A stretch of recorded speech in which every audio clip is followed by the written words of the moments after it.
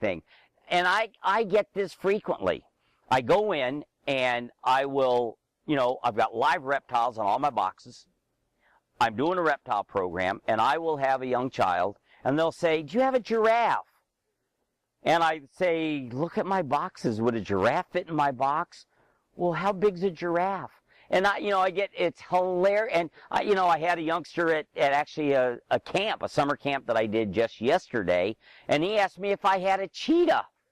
And, and I said, "Where have you heard about a cheetah?" And he said, "On the commercial on TV where more is better." And I don't know what that ad is for, but evidently they mentioned a cheetah being fast. And so he was asking if I had a cheetah in one of my boxes. I say, "I do reptiles. They have scales on their skin."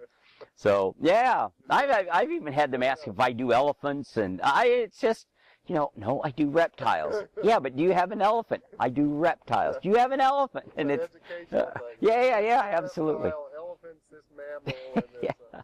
Well, and then depending on the age of the children, but even with 5- and 6-year-olds, they normally get the concepts that I will go through and I'll say, "You know what do birds have on their skin?" They'll say feathers. "Okay, what do animals, if you look at raccoons or dogs or cats, what do they have on their skin?" "Hair." "Ah, great. Yeah, mammals have hair. We have hair. I don't have as much as most people, but," and then the kids all laugh about that. And then I'll say reptiles. Reptiles, all reptiles, crocodilians, lizards, snakes, all of them, turtles, they have scales on their skin. And then I'll normally have a youngster say, "Well, I've seen an elephant. They don't have hair. They have these big old scales." And it's like, "Oh, actually they don't. They have hair at the end of their tail. If you look at an elephant very closely, he's got really stiff hairs, so anyway, but yeah, so those are some fun things with the kids, when they're trying to figure out what I have in these boxes, and they're naming things that, oh my gosh, I wouldn't even be able to get in my car, let alone get in a little, 2x4 box. And I even take it to, even with 6-year-olds and up, I even talk about the ears on lizards. Lizards have ears and snakes don't. External ears that you can see, and most lizards they have eyelids, they can blink their eyes. Most, there's a couple that don't.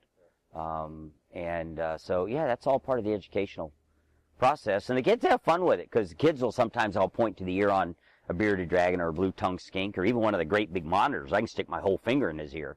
And, the kids will say, "Oh, those are gills."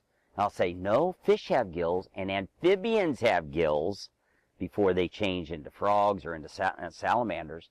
But reptiles breathe like we do. They have lungs. And so those are ears." And then I'll point to the little noses and, on the animals. And then, Then one of the other fun things that I do, like with the blue-tongued skink and the monitor lizards, because they're very animated with the actions of their tongue. They use their tongue to smell with. And so the blue-tongued skinks, their tongues are constantly coming out, and they're bright blue. And the monitor lizards my big monitor, his tongue's probably 8 inches to a foot long. And when I'm holding him up like this, he's sticking his tongue in my ear and in my eye and sometimes in my mouth. And oh my gosh, the kids are wailing. Then the kids all want the lizards to lick them. And I do the same with the blue-tongued skink. I'll say, and he's a nose licker. It's normally the female. She'll lick my nose. And then I'll say, and she gives wet willies.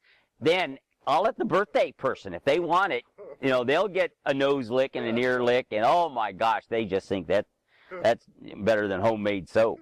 So it's cool stuff.